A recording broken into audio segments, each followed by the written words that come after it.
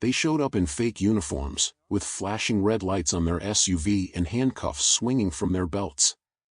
"Sir, step out of the vehicle.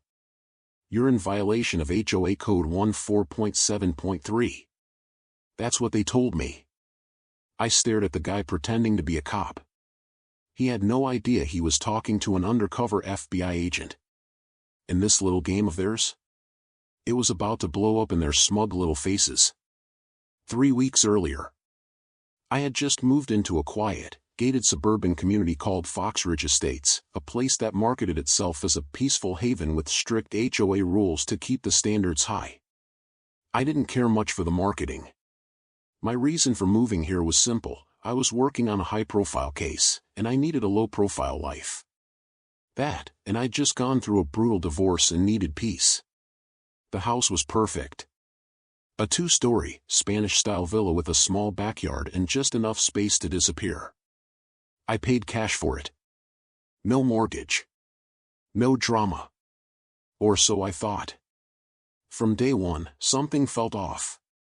On my first morning, I stepped outside with a cup of coffee and noticed 2 people parked across the street in a golf cart with HOA patrol stenciled on the side. They were watching me. Like, watching. Not neighborly curiosity. Not a glance. Surveillance. The woman, tall, bleach blonde, in a hot pink tracksuit, smirked as she wrote something on a notepad. The man beside her, gray goatee, mirror shades, and beer belly stuffed into a fake-looking badge vest, just stared. I nodded politely. He didn't nod back. Instead, he said, "We don't usually allow out-of-state plates on the main street. You'll need to park in your driveway, sir." I smiled. "Driveway's under repair. Just moved in." The woman chirped in, "Well, those are the rules. We enforce them strictly. We're not afraid to call the police either." Something about the way she said police told me they liked pretending they were the police. I just said, "Good to know," and walked back inside. The next day, there was a notice taped to my garage door. It looked official. Red border.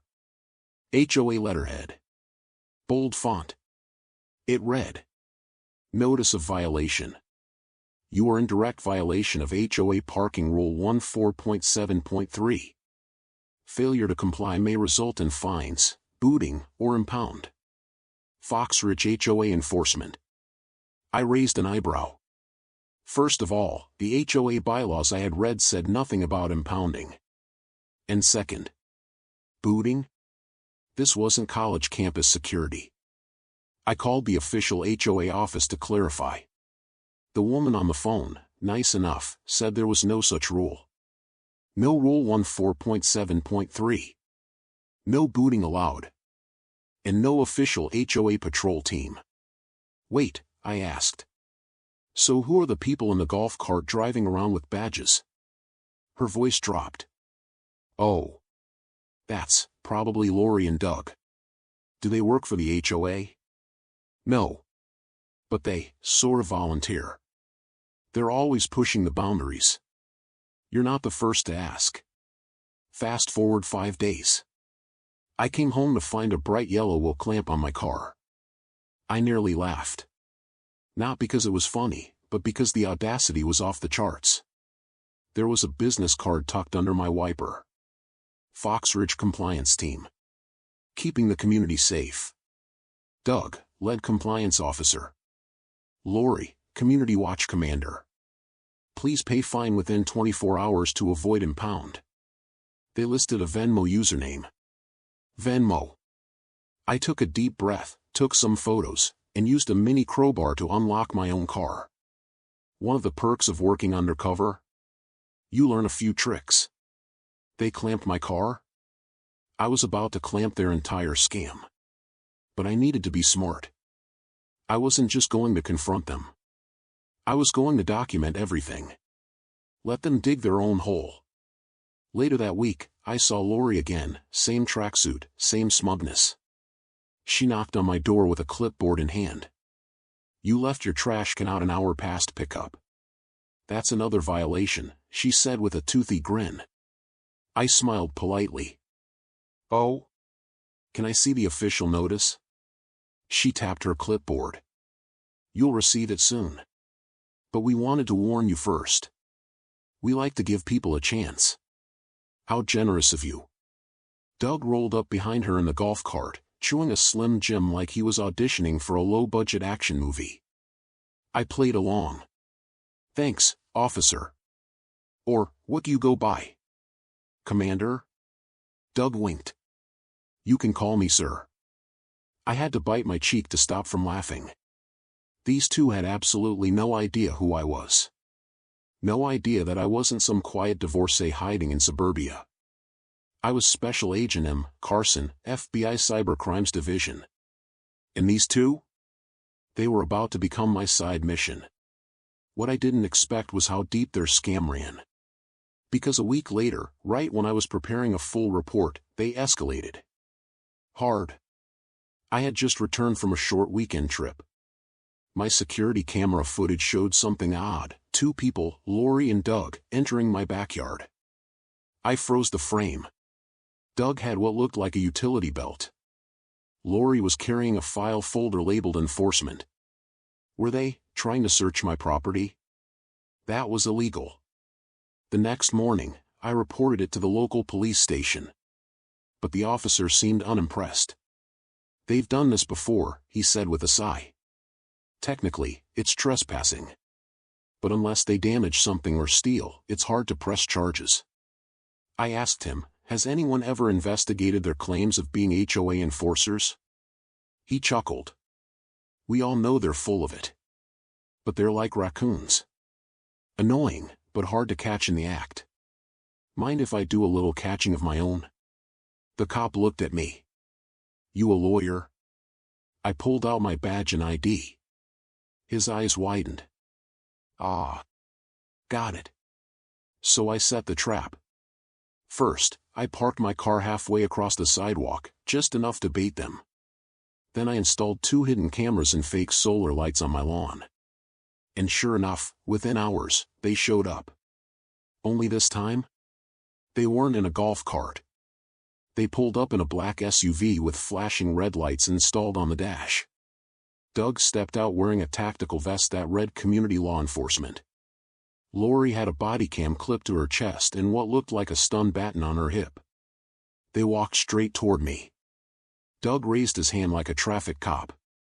Sir, we're issuing a citation and a citizen's detainment. You're in violation of multiple codes. I crossed my arms. Detainment? For what, exactly? Lori snapped, for obstruction. For repeated noncompliance. We've already warned you.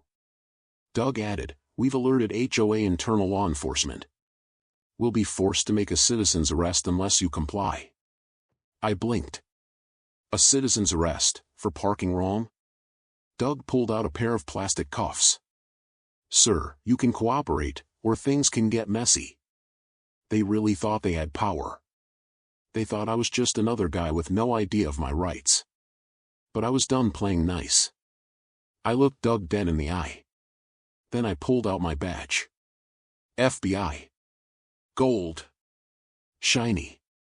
Official. Drop the cuffs, I said calmly.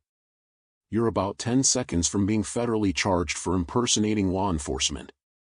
Doug blinked. Lori's mouth dropped open. You're... Yep. You just tried to arrest a federal agent on his own property while impersonating police. With fake equipment, no less. And just like that, they panicked. Doug turned to run. I didn't stop him, because the hidden camera had already recorded everything. Lori stammered something about a misunderstanding, but it was too late. The trap was set. The evidence was solid. And what came next would shock the entire neighborhood. I handed over the footage to my FBI contacts and thought that was it.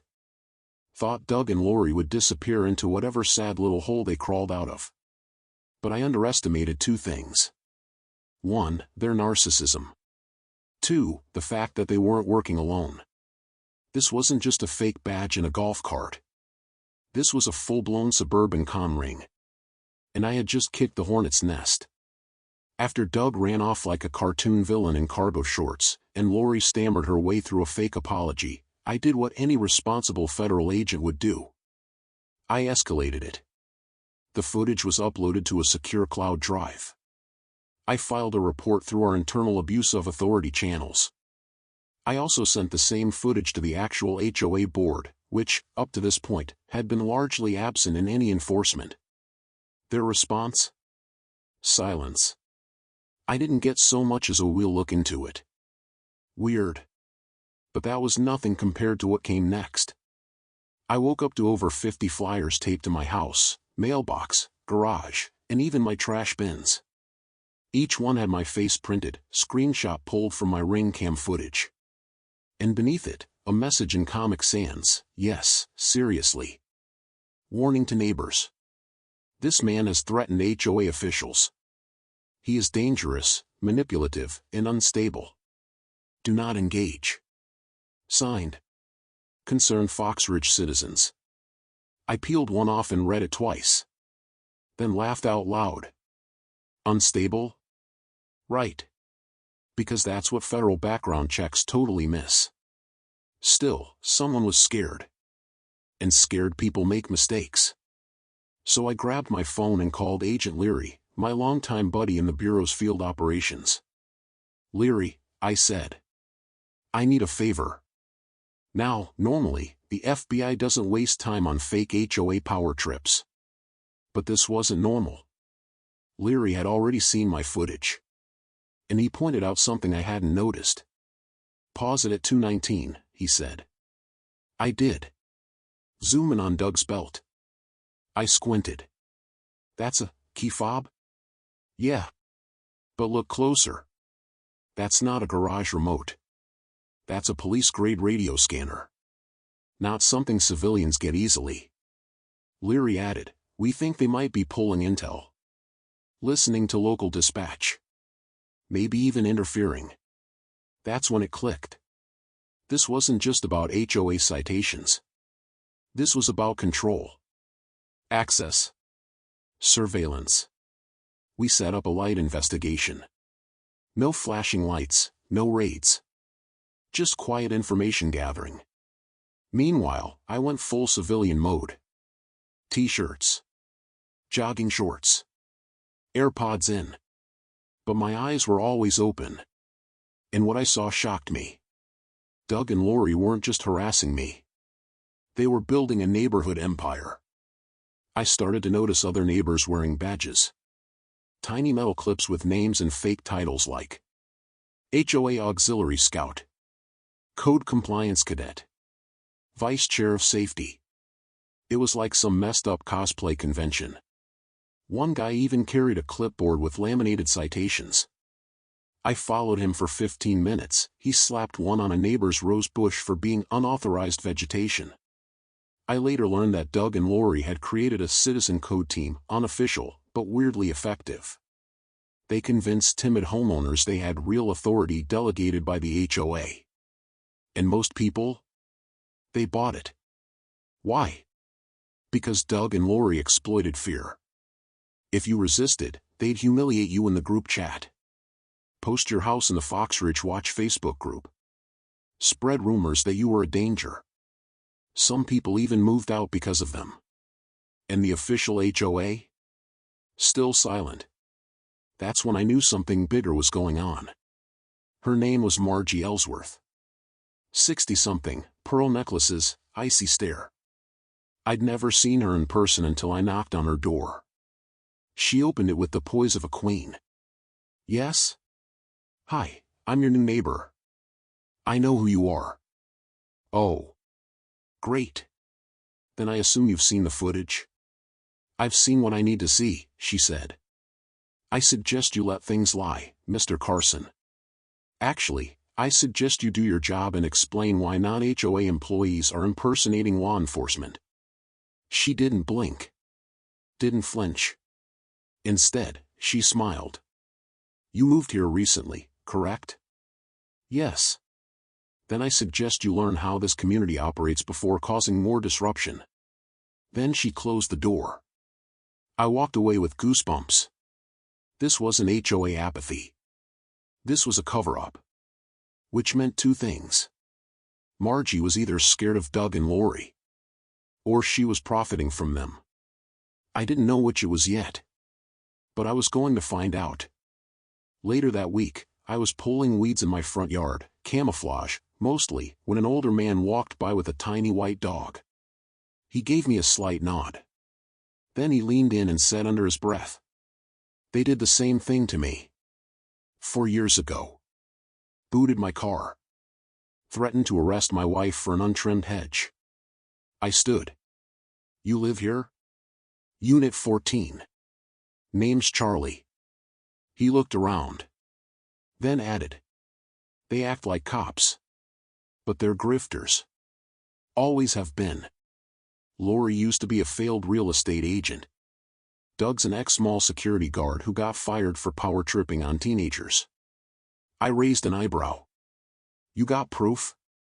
Charlie smiled. "Better. I got receipts." That night, Charlie brought over a plastic bin filled with printouts, photos, emails, even HOA budget records. And what I found inside? Enough to blow this thing wide open. Apparently, over the past 3 years, Margie had been approving safety upgrades through a vague clause in the HOA charter.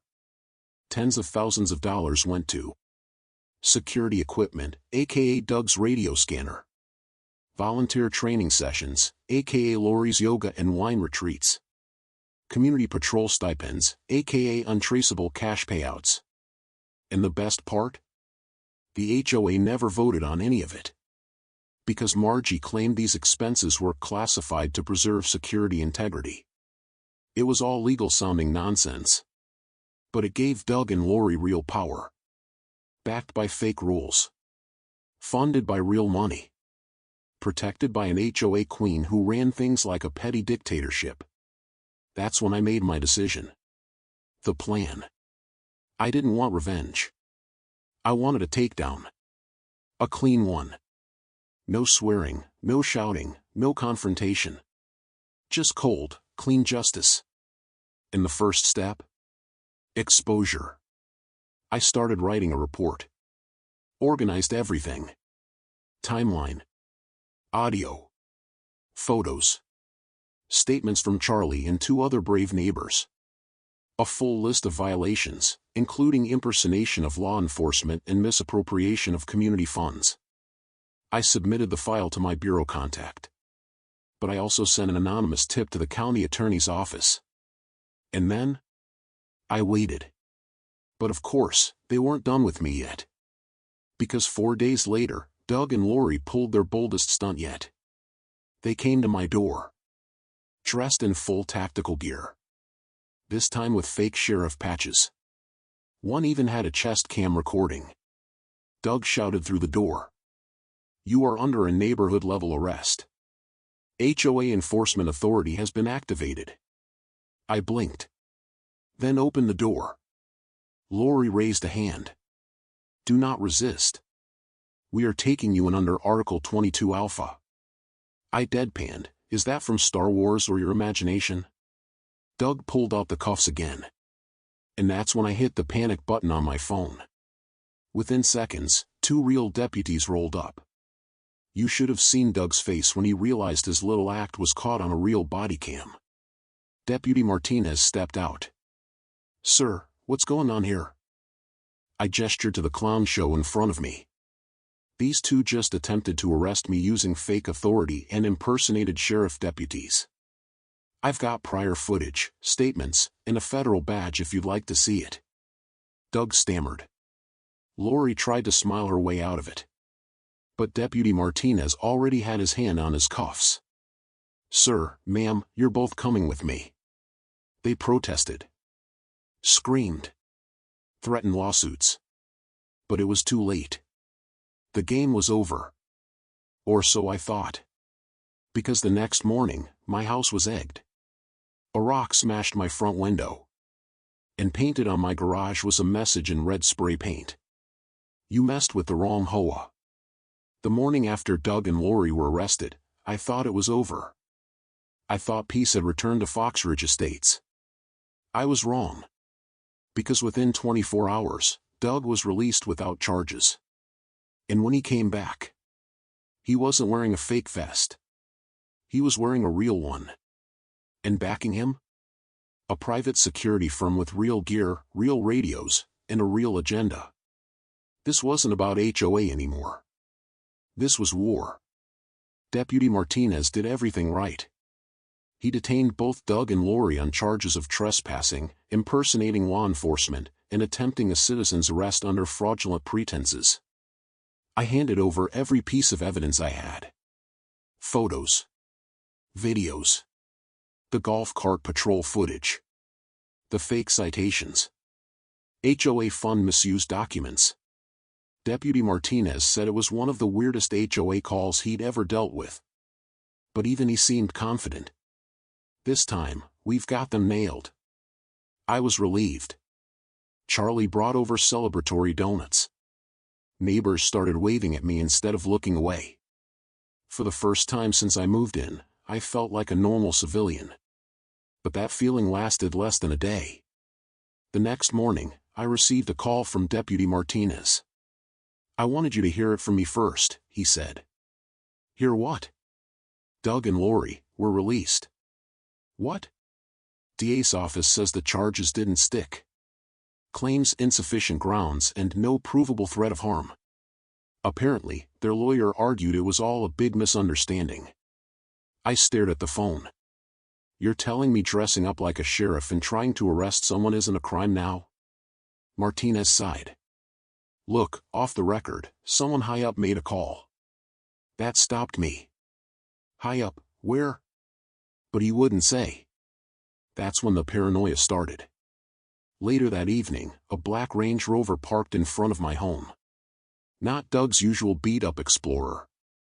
This one had tinted windows, diplomatic plates, and two men inside wearing tactical polos.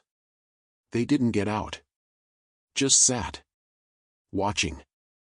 I walked out, just to see if they'd flinch. They didn't. Instead, the passenger window rolled down an inch. And the driver held up a phone. He pressed play. A distorted robotic voice spoke. Stay out of HOA business. You've already made enough enemies. Then they drove off.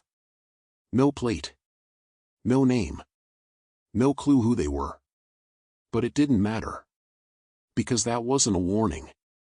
It was a declaration. Over the next week, my life at Fox Ridge went from uncomfortable to unbearable. It started small. Trash cans accidentally knocked over. Mail held or tampered with. Noise complaints filed at 3 a.m. Anonymous complaints about suspicious behavior. Then it escalated. Someone filed a false Child Protective Services report claiming I was running a compound and harboring weapons. CPS showed up. Even after verifying I lived alone with no children or violations, the stigma spread fast. People whispered when I passed by. Facebook posts began circulating about the FBI narc who was invading the community. Lori posted this gem. Some people move into quiet neighborhoods just to spy on others. Sad. And dozens of people liked it.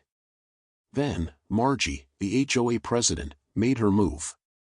She called an emergency HOA meeting. No notice. No agenda. Just a gathering in the community center gym that conveniently excluded me. Charlie tipped me off. Your name came up multiple times, he whispered. They said you're bringing heat on the neighborhood. That your activities have jeopardized the HOA's reputation. Apparently, Margie spun a story about me being a disgruntled ex-Fed using surveillance tools to intimidate residents. And to my shock, people bought it. The next day, Doug came back. This time in a new uniform, not homemade. Black polo. Emblem of a private firm called Civ Tax Solutions. He rolled up with a full team. 4 guys. Matching uniforms. Bulletproof vests. Real radios. Real earpieces. Real utility belts. Doug smirked from behind aviators and said, We've been contracted by Fox Ridge Estates to provide enhanced safety enforcement. You are now under our jurisdiction. You mean the HOA's jurisdiction? I asked. No, he said. Private Residential Security Enforcement. We're deputized under Section 38 of the Community Protection Act. That sounded suspiciously fake. So I looked it up. And guess what? Section 38 doesn't exist. They were quoting non-existent laws again, but this time under the cover of a real firm. I called CivTax Solutions directly. The receptionist answered. Hi, I'm a homeowner in a community where your agents just appeared. Can you verify if you've been contracted to work in Fox Ridge? Long pause. We don't comment on deployment details. That's fine. I'm an FBI agent with badge number 18748 Alpha. I'll be filing a federal inquiry unless you provide your licensing and contract records within 24 hours. She hung up. Within 30 minutes, the website for CivTax Solutions went dark. And within 3 hours, the Range Rover that had visited me found abandoned in a Walmart parking lot. Which told me one thing clearly. Doug had created a fake company, again. But this time, they tried to back it with real gear and intimidation. One of the fake officers got a little too confident. He knocked on a woman's door, Mrs. Alina, an elderly widow, and claimed she owed $500 for security optimization fees. She refused to pay. He threatened to report her to immigration. Only problem? Her granddaughter was a law student. And she caught the entire thing on camera. It went viral overnight on TikTok. Caption: Fake HOA cops threaten my grandma for security optimization fees. This is America? Within hours, the real media got involved. Local news. Then regional. Then, somehow, it ended up on Reddit's r/HOA and r/entitled people. That's when everything spiraled. Emboldened by the TikTok video, 3 former HOA volunteers came forward. All had worked briefly under Margie. All had quit when they realized funds were being funneled into private accounts and volunteer perks, red, cash and gifts.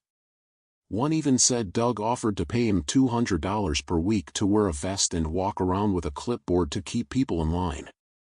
The evidence snowballed. HOA funds traced to shell accounts. Emails between Margie and CivTac. Surveillance photos of Doug entering a local army surplus shop with fake badge templates. Drone footage of officers tailing residents without consent. And through it all, Margie denied everything. Until one night, she vanished. I came out from my nightly jog and saw her driveway empty. Her prized Lexus, gone. House lights, off. Mailbox, overflowing. She was gone. Word spread fast.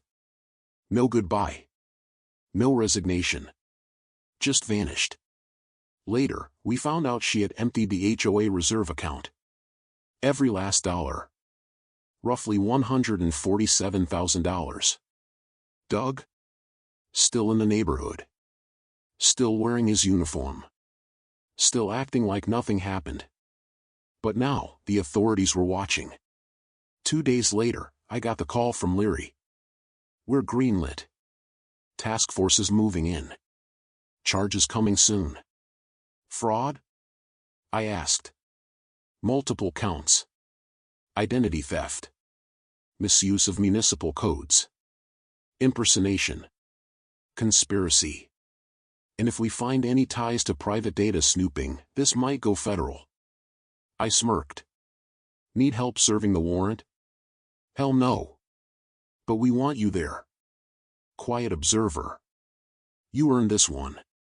The night before the warrant was to be served, Doug knocked on my door.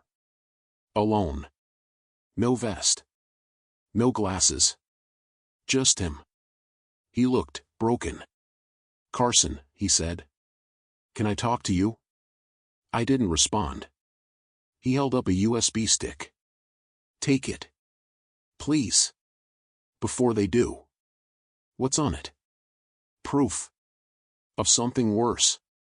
Something Margie was doing. Not just citations. Not just money. Something darker. I took it. Why give this to me? He looked over his shoulder. Then whispered. Because I think someone's trying to kill me. Doug handed me the USB with shaking hands. She was recording everyone, he said. Everyone. Every house. Every conversation. Even the kids playing in the cul-de-sac. What I found on that USB wasn't just about HOA fraud or fake fines. It was surveillance. Blackmail. A full-on operation. And suddenly, Margie wasn't just a corrupt HOA president. She was something else entirely. I didn't waste time. I plugged the drive into my encrypted laptop and isolated the contents. I've seen a lot in my career, mob files, cartel drops, even terrorist comms. But what I found in that simple folder labeled HOA_protection chilled me in a way I didn't expect. Inside were dozens of video files, each titled with a unit number and a date. Footage from hidden cameras inside homes, private backyards, email and text logs, financial records, even therapy session transcripts from local residents. This wasn't your average neighborhood nosiness. This was systematic data collection, stored and sorted by category. Potential threats. Easy targets. Unstable/compromised. Leverage, financial. Every entry had a file trail leading back to one person. Margie Ellsworth. One folder had the name Coalition in bold red. Inside? Correspondence between Margie and someone identified only as GC. GC wasn't just funding this operation, he was coordinating it. One email said, Fox Ridge is Phase 1. Once this test is complete, we expand to 3 more HOA communities. You'll continue receiving grants under the Safety Enhancement Act. That law didn't exist. This wasn't just Margie padding her pockets anymore. She was running a pilot program for private surveillance through HOA systems. A sandbox. An experiment. And we were all the lab rats. I called Charlie and had him come over immediately. When I showed him the footage, his face went pale. He pointed to one video. That's my bedroom window. Another one? That's the Andersons' nursery. He sat down heavily. She was watching all of us. Yes, I said. And it wasn't just Margie. She had help. I pulled up the metadata logs. Multiple IPs. Some foreign. Some tied to a company called ClearPath Infrastructure, a defense subcontractor known for building surveillance systems for overseas military bases. What the hell was it doing involved in a suburban HOA? I uploaded everything to Leary and the FBI Cybercrimes Division. Within 12 hours, we had a federal warrant. Confirmation that ClearPath was under investigation for unauthorized domestic data harvesting. Evidence that Margie had received $200,000 in undisclosed wire transfers. And a partial ID on GC, possibly Gavin Corwell, a former Homeland Security consultant turned rogue tech broker. This was now bigger than HOA fraud. It was privacy invasion, data abuse, and federal corruption. And the worst part? Fox Ridge wasn't the only test site. I met Doug one last time before the raid. He looked rough, unkempt, eyes bloodshot, voice hoarse. I didn't know at first, he said. Lori and I were just supposed to restore order. Margie said the community needed structure. That we'd get bonuses if we kept the undesirables in check. She used HOA rules to start it, I said. Then used the cameras to get dirt on people. Doug nodded. She made us wear body cams. Told us it was for safety, but now I realize she was recording everything we saw. Even inside homes we never entered. And the security firm? Fake. Just logos and uniforms. CivTac doesn't exist. It was a shell account tied to Margie. And what about GC? Doug looked away. I've never met him. But one night, Margie slipped up. She said he used to build tech for the government, and now he was testing how far soft control systems could go in Middle America. Soft control.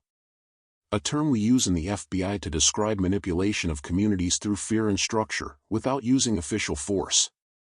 Weaponizing rules. Weaponizing neighbors. On the morning of the operation, everything was set.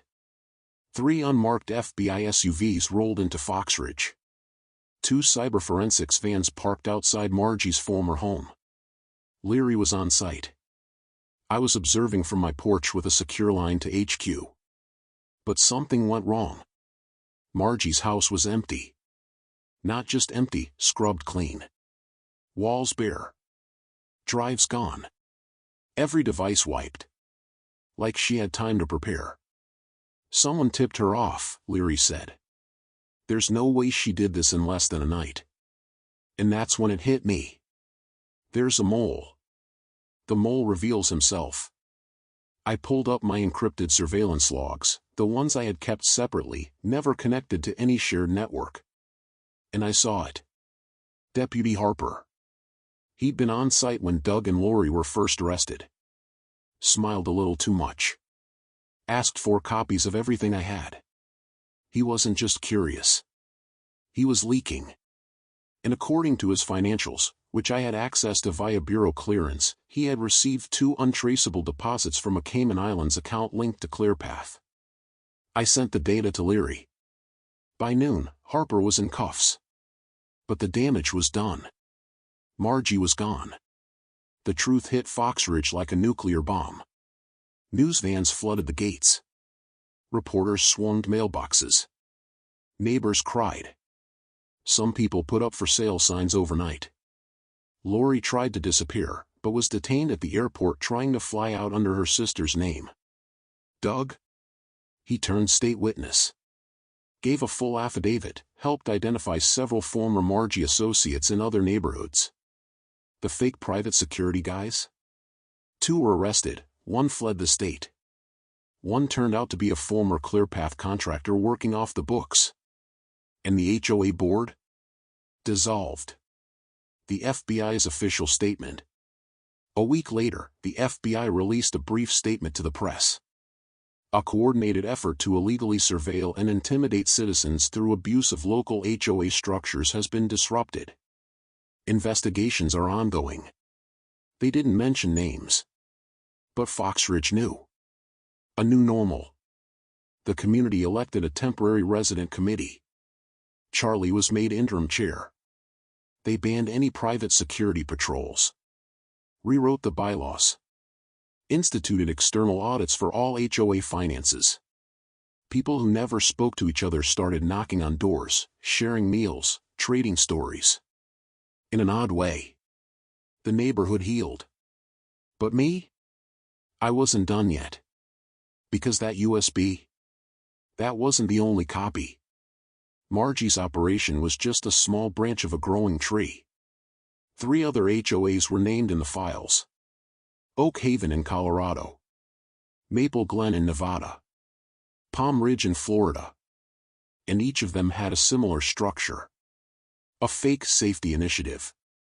A corrupted HOA president. And a shell company tied to GC. My phone rang. Leary again. You up for more? I smiled. Always. I thought nothing could surprise me after the whole fake HOA police ambush and the explosive HOA meeting that followed. I was wrong. Because now the real storm was coming, and it wasn't just about neighborhood drama anymore. It was personal. The morning after the chaotic HOA meeting, I received a call. It wasn't from my FBI supervisor. It wasn't from my neighbor, Mary, who'd been my reluctant partner in exposing the HOA's nonsense. No. It was from her. Karen Laramie, the self-declared president of the HOA, the same woman who ordered my fake arrest. She sounded calm. Too calm. Agent Carter, she purred. We need to talk. Privately. I paused. You do remember I work for the actual federal government, right? You tried to have me kidnapped last week. Don't be dramatic, she said smugly. You're blowing this whole thing out of proportion. But if you want to avoid a real scandal, I suggest we talk alone. There was a strange confidence in her voice, like someone who was holding cards I didn't know existed. Meet me at the park. Against better judgment, I met Karen at the local park just past noon. She showed up in her usual white blouse, sunglasses too big for her face, and a smugness that could melt concrete. She handed me an envelope. I opened it. Inside were printed photos, taken with a telephoto lens, from inside my house. My home. One showed me cleaning my gun. Another, me logging into my FBI workstation. A third? Me in my bedroom, shirtless. I stiffened. You've been spying on me? Oh, please, she rolled her eyes. You brought this on yourself. You think you're so untouchable? Hiding behind a badge? This is my neighborhood, Agent. I looked her dead in the eye. You've broken multiple federal laws. Illegal surveillance. Harassment. Attempted impersonation of law enforcement. You think these photos scare me? She smirked. No. But the media might care. So would your bosses. You know how trigger-happy bureaucracies are with rogue agents. I say one word to the wrong person, and suddenly your little FBI career goes poof. She stepped closer. All I want is for you to leave. Quit the neighborhood. Quietly. No more investigations. Delete your little files. And we'll pretend this never happened. I walked away.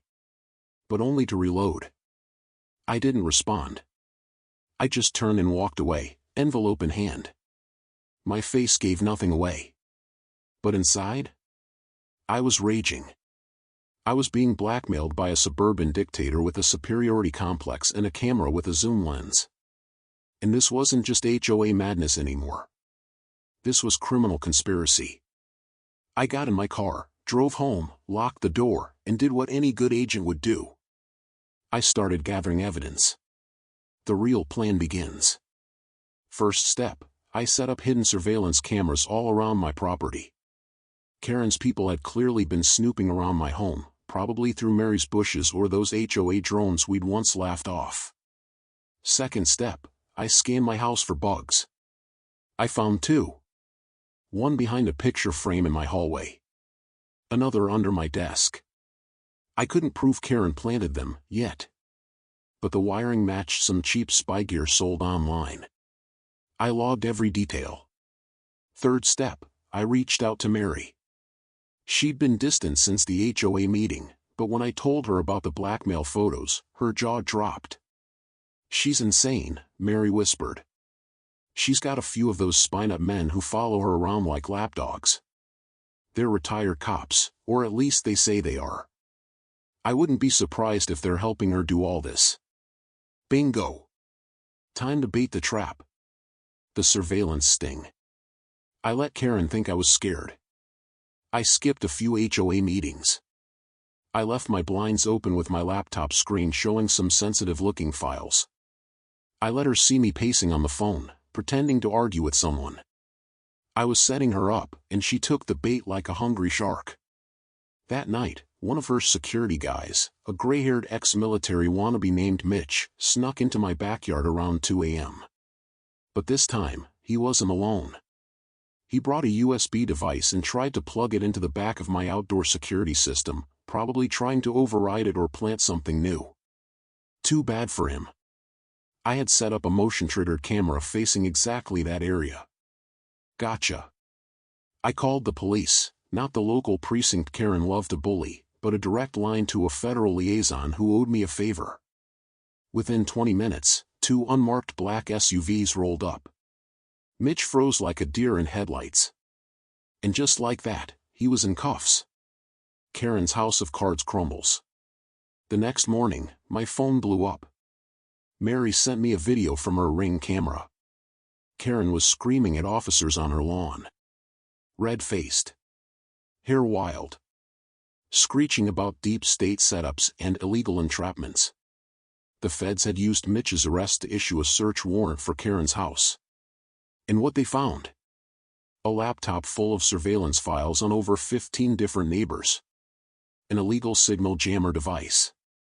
Emails between Karen and her HOA board detailing plans to use federal-looking uniforms to maintain property compliance.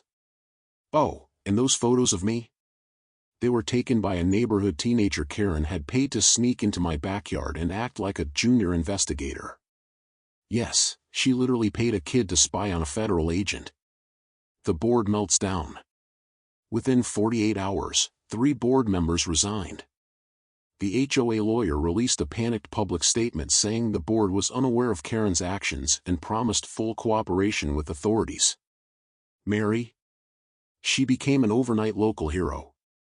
I stayed quiet, letting the storm play out. But I wasn't done. Not even close. Because when Karen got released on bail, she showed up at my house, again. With cameras rolling. I want your badge, agent. You think this is over? Karen shrieked, holding her phone in my face. I've got followers now. You're finished. You think you're above the law just because you carry a badge? I didn't say a word. I reached into my pocket. Pulled out my real, shining FBI badge. And slowly held it up to the camera. You want my badge? I said calmly. Come and take it. She lunged at me. She actually tried to grab it. Seconds later, 2 plainclothes agents who'd been watching nearby intercepted her. Back in cuffs. Again. But this time? It wasn't trespassing. It wasn't harassment. It was assaulting a federal officer. My name is Ryan Cole. By now, I'd learned that this wasn't just an entitled HOA president overstepping her boundaries. This was something darker, deeper, and dangerously organized. And I was ready to end it. At least, I thought I was. The final straw. It all began with a piece of mail, another fake HOA violation letter. But this time, it wasn't just the usual nonsense about my lawn being too green or aggressively mowed. No. This one had something that made my stomach drop. It was a printed photograph of my sister. Sitting in a park with her 2 little kids. Smiling. And underneath the image. Hope your family enjoys the weather. You've been warned, agent. That was the moment I realized this wasn't just about property disputes. It was war. They'd crossed the line. Operation Neighbor Net. I called in a favor from the bureau. No badges. No uniforms. Just quiet surveillance. 4 plainclothes agents were planted across the neighborhood, 2 joggers, 1 dog walker, and 1 disguised as a delivery driver. Each armed with hidden cams, body mics, and full authority. At the same time, I equipped my home with motion sensors, 360 degrees night vision cameras, and biometric locks. My house looked like an average 2-story suburban nest, but inside, it was practically Langley. I wasn't going to strike first. I wanted to give them enough rope. And they gave me plenty. We're taking you in. It happened on a Wednesday. Around 5:40 p.m. I had just stepped out onto the porch with a cup of coffee when 3 SUVs rolled in, unmarked. Out came 5 men, all wearing black polos that said HOA Enforcement Division. Fake badges. Real guns. One of them barked, "Ryan Cole, you are in violation of subsection B2-14 of Neighborhood Code. You're under citizen's arrest." I almost laughed, until I saw the guy to the right of him holding zip ties, and he wasn't nervous. These weren't wannabe mall cops anymore. These guys had done this before. My hand twitched toward my concealed carry under my sweatshirt.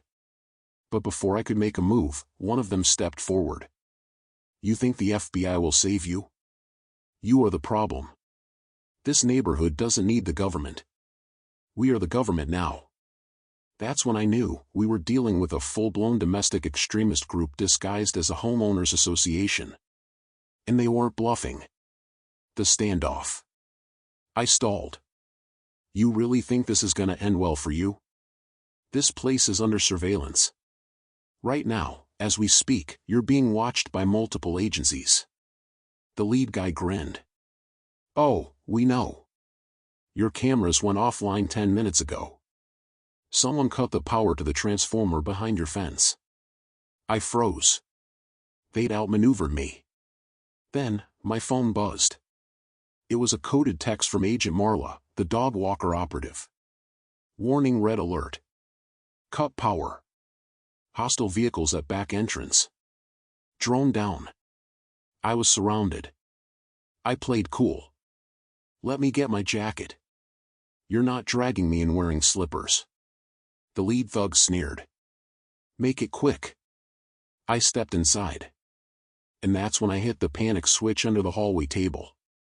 Within seconds, silent alarms triggered a secondary drone fleet and activated internal locks. But I couldn't wait around to let it play out. I grabbed my encrypted tablet, a burner phone, and a portable transmitter. Because if they were going to take me, they'd have to catch me first. The escape. I sprinted down the basement stairs, kicked open a disguised panel, and dropped into the old storm tunnel system underneath the house, a secret exit I'd constructed after a cartel case 2 years ago.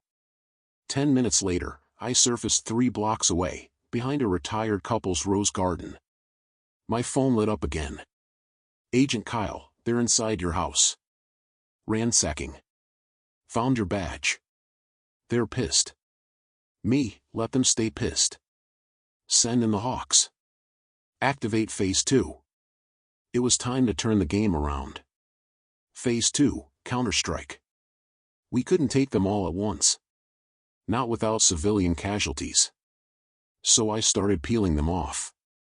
The first one was easy: Doug Slick Matters, the HOA's so-called legal advisor. Caught on hidden audio asking one of the goons to shut the FBI boy up permanently. The second, Cynthia, aka Queen HOA, was harder. She wasn't just running the scam. She was financing it. And according to intercepted messages, she had backers. People in real estate. Zoning boards. Even the sheriff's office. That's when it clicked. This wasn't just a corrupt HOA. It was a front for a massive land-grabbing scheme, forcing homeowners to break laws that didn't exist, then threatening them into selling for pennies. All backed by dirty city officials. It was organized crime wearing cul-de-sac khakis. I almost got caught. On Saturday night, I infiltrated their next private HOA meeting. It wasn't in the usual community clubhouse. This one was held at a remote ranch just outside city limits.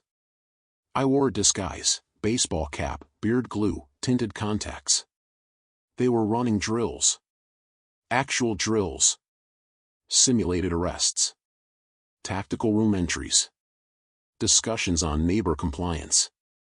I filmed everything with a button cam. But then someone noticed the wrong brand on my boots. "Hey, where'd you get those?" "That's not from our supplier." I ran.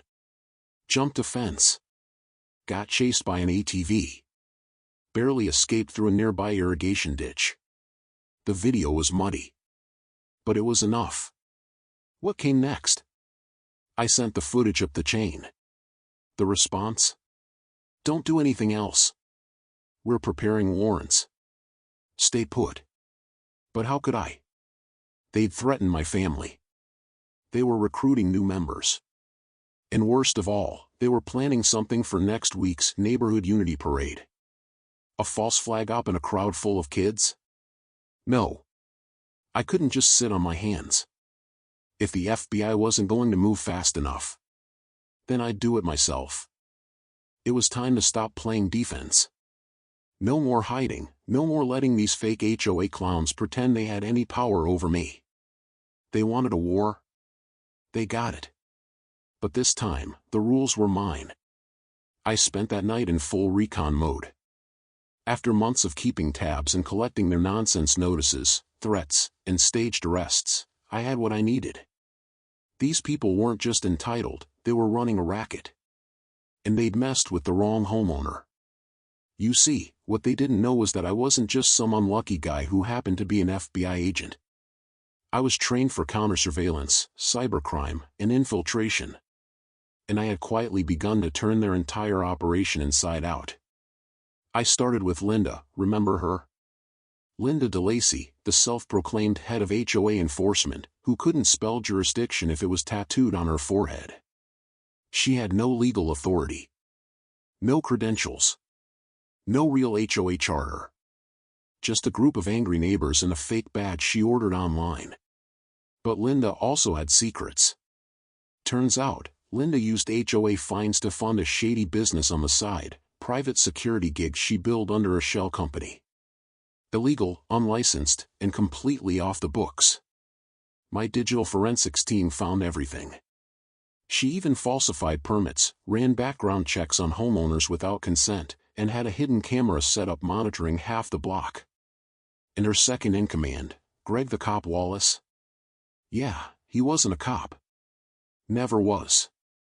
He got kicked out of security school for impersonating an officer. The same guy who once tried to detain my delivery driver for wearing a hoodie. All of it was logged, timestamped, and screenshot. But I wasn't done. The sting operation begins. I called up my real team, not in an official FBI capacity, of course. I wasn't blowing a full task force on this circus. But some of my old colleagues owed me favors. A few were itching for a break from their white-collar cases. Let's do it like old times, I said over coffee. We made a plan. I'd lure Linda and Greg into another arrest attempt, only this time, I'd be ready with mics, body cams, and agents nearby. The fake citation they'd sent last week claimed I had violated the HOA's silence ordinance, I kid you not, by mowing my lawn on a Saturday. That was the bait. Sure enough, Sunday morning, Greg rolled up in his beat-up Crown Vic, lights flashing, dressed in full cop cosplay. Linda followed in her golf cart with 2 clipboard warriors behind her. This time, I greeted them on my porch. Calm. Cool. Wearing my bureau-issued mic and wire under my hoodie. Greg barked, "Sir, step away from the premises. You're under investigation for multiple HOA violations." I just smiled. You don't say. Linda smirked, "This is your final warning. We've had enough complaints from neighbors, your behavior is disruptive. You're disturbing the community peace." She pulled out another phony fine. $3,200 for reckless lawn maintenance. Yeah, they were just making stuff up at this point. I asked, "Can I see your badge again?" Greg lifted the shiny metal plate clipped to his belt. Right here. HOA law enforcement. I leaned in close, squinting. You sure that's not just a bottle opener from Etsy? He didn't even flinch. These people were delusional. That's when I nodded. 2 of my team, undercover, stepped out from across the street. Another agent rolled up in a plain black SUV. Cameras were rolling. Audio was live. In the moment Linda ordered Greg to place me under HOA arrest, I gave the signal. Enough. I pulled my real badge. FBI. Federal. Verified. The look on Linda's face was the kind you never forget. All that smug entitlement drained out of her like water down a storm drain. Greg dropped the zip ties he was holding like they were covered in lava. I walked down the steps. Linda DeLacy, Greg Wallace, you are not under arrest. Not yet. But everything you've done? It's all recorded. All cataloged. And you'll be hearing from real authorities soon. State Licensing Board. Consumer Protection. Maybe even the IRS. Greg tried to run. Didn't make it far, he tripped on a sprinkler head and face planted into a bush. Classic. Linda froze, stammering, we were just trying to enforce order. We care about the neighborhood. This is our right. Wrong, I said. You've been harassing homeowners, impersonating law enforcement, and extorting your neighbors. There is no HOA police. There never was. One of my team stepped forward, recording everything. Ma'am, we strongly advise you to stop talking. Anything you say now will be used, just not the way you think. The community rises. That same night, I organized a block-wide meeting.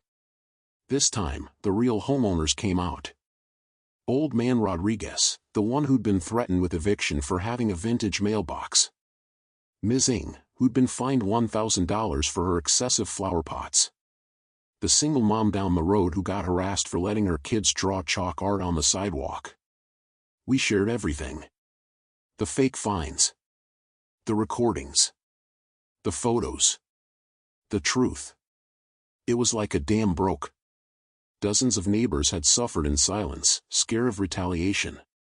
Linda and Greg had controlled the block for nearly 2 years through nothing but intimidation and fake authority. Now, that era was over. By the end of the meeting, a petition to dissolve the HOA entirely had over 70% of homeowners signed on. People were fired up. Inspired. And finally, no longer afraid. I made sure the documents were submitted the next morning. My lawyer friend, who loved nothing more than dismantling bad HOAs, volunteered to walk the community through the process. Pro bono. But Linda wasn't done. She wasn't going down quietly. 2 days later, she made her most desperate move yet. Cliffhanger ending of Section 7. At exactly 2:13 a.m., I was woken up by a loud crash. Front window, shattered. And standing in my yard, holding a can of gasoline, was Linda. Smiling. Laughing. Muttering something about resetting the neighborhood. Yeah. She'd lost it completely. But what she didn't know. Every inch of my property was now under 24-hour surveillance. And the moment she lit that match, my entire backup team lit her up in return. The sirens wailed in the distance, growing louder with every breath I took. Standing on my porch, watching the chaos unfold across the street, I knew this would be the night everything came full circle. The fake HOA police, the entitled President Lyle Markham, the shady property manager Daphne, the camera-faking duo from Lot 14, all of them had played their hand. And now, it was time for checkmate. As 3 marked patrol vehicles and 1 sleek black FBI SUV screeched to a halt in front of my neighbor's house, Lyle froze in place like a deer in headlights. Gone was the smug superiority he usually carried. Gone was the smirk that had haunted my property line for months. He knew the gig was up. FBI. Hands where we can see them, barked Agent Corwin, emerging from the passenger seat of our black SUV, vest tight across his chest and badge shining under the porch light. Behind him, my unit and I moved into position like clockwork. Daphne, who'd been hiding behind a curtain, tried to sneak out through the side yard, but 2 agents were already on her. Her pink slippers slid off as she was tackled gently but firmly to the ground. I walked up calmly, handing over the digital files we had gathered. These contain HOA financial records, falsified invoices, forged signatures, and video footage from the night they impersonated law enforcement, I said to Agent Corwin. He nodded. You've done excellent work. They won't see the outside of a courtroom for a while. 3 months later. I hadn't thought much of community BBQs before. But today, as the neighborhood gathered on the communal lawn, free of HOA harassment, fake fines, or weaponized bylaws, it felt different. The old HOA board had been fully disbanded. A new set of community-elected volunteers took over, all vetted and trained with legal oversight. The fake police force was a punchline now. People joked about Lyle's neighborhood SWAT badge like it was the title of a bad sitcom. Daphne pled guilty and flipped, giving up everything she knew in exchange for a lighter sentence. Lyle? Not so lucky. Fraud, impersonating law enforcement, intimidation, and misuse of HOA funds. It was going to be a long time before he saw another cul-de-sac. And as for the couple from Lot 14, the ones who tried to frame me with that backyard violation, turns out they'd taken HOA kickbacks to target specific homeowners for fabricated infractions. They were now embroiled in civil suits and would likely lose their home. One of my neighbors came up to me at the barbecue. You're quiet for someone who just took down an entire criminal HOA ring, she said with a wink. I smiled. Sometimes the best victories are the ones you don't need to shout about. Then I turned, plate in hand, watching the kids run through the sprinkler in the middle of the lawn, free, safe, and completely unaware of how close this neighborhood came to being a suburban dystopia. 2 weeks after the barbecue, I received a plain envelope at my door. Inside, a small HOA violation slip, blank except for one sentence typed neatly in the comments section. "Nice work, agent. You're cleared for permanent residence. HQ." I laughed so hard I nearly dropped my coffee. Turns out, even FBI has a sense of humor. And with that, peace finally returned to Evergreen Oaks Drive. For good.